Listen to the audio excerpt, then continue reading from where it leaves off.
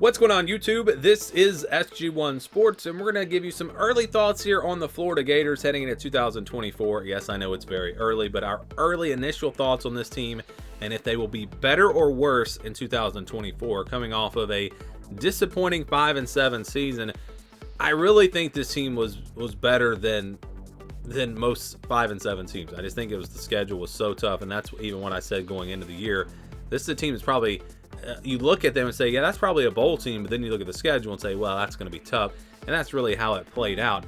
The bad news is the schedule gets maybe even tougher this year, so yes, it's going to be very tough for Florida. We'll start with the offensive side. Graham Mertz is back at quarterback. That's the good news.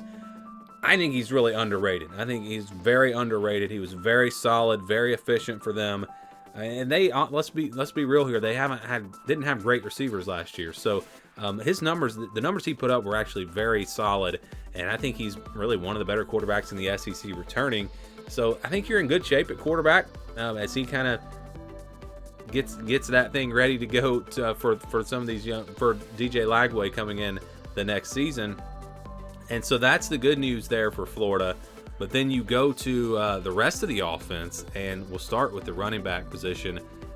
Yeah, it's gonna be tough without Etienne. I'm sure they're going to miss him, but they still got Montreal Johnson. He decided to come back, and that is big time for them.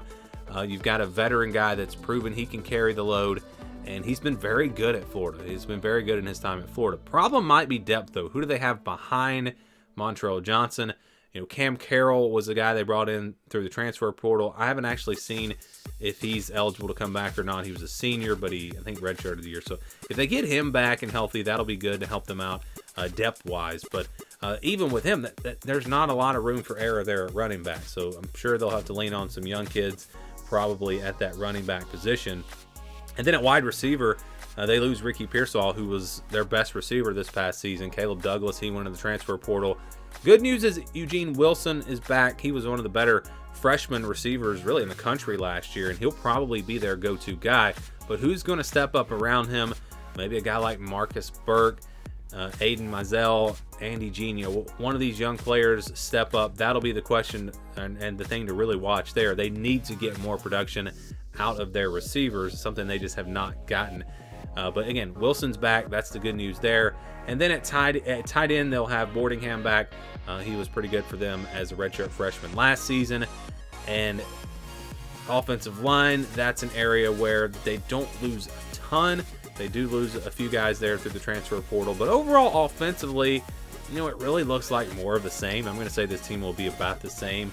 You have Mertz back at quarterback. You still have, some decent receivers. You still got Montreal Johnson at running back. I don't really expect them to drop off, but I don't really see anything that makes me think they're going to be much better. So I think it's going to be about the same. The good news for Florida is they're recruiting really well, so they're going to have this wave of young players start to come in.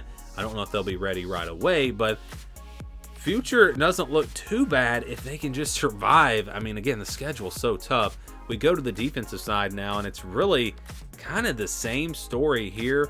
And I did not go through the transfer portal there for Florida on the offensive side. They really didn't bring in much. They brought in an offensive lineman, or a couple of offensive linemen through the transfer portal, but they brought in a receiver from Wisconsin, and so maybe he can help them out there, so I did forget to mention that. But let's go to the defensive side now, and we will start with that defensive line. Princely, he went into the transfer portal. They're obviously going to miss him. But everyone else pretty much going to be back, and they've got some really good young players. TJ Searcy, Kelby Collins. They've got players that I think can really be good for them on the defensive line. So with some young players stepping in, at least at the edge positions, I think they're going to be just fine. If you look at the middle, they will lose Jalen Humphreys and Chris McClellan, but that was really an area where they weren't great last year. They do have Ham Jackson coming back, so that's good.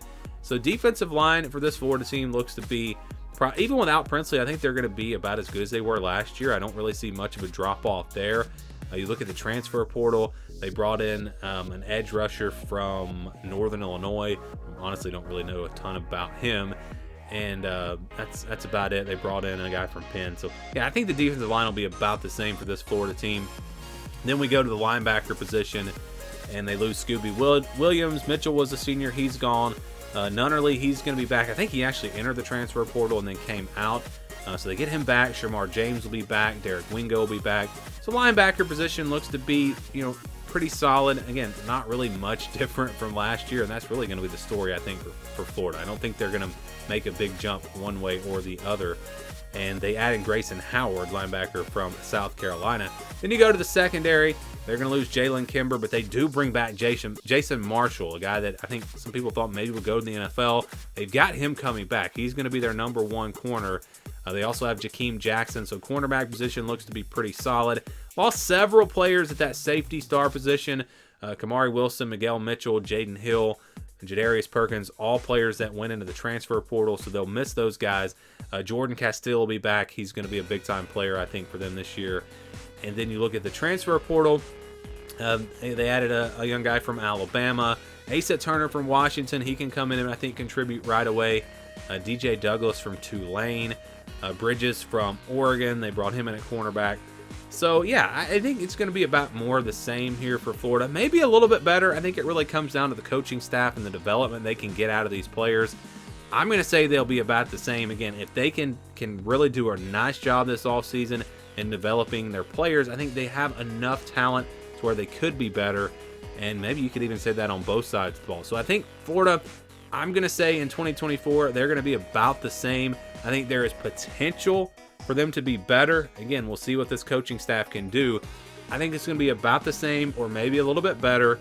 If you're a Florida fan, I don't think it's going to be any worse. But again, with the schedule that they play, if they can just get to a bowl game, I think that's a win for them in 2024. And again, start to try to build towards the future. Do you guys agree? Do you disagree? Give me your early thoughts on the Florida Gators down in the comments below.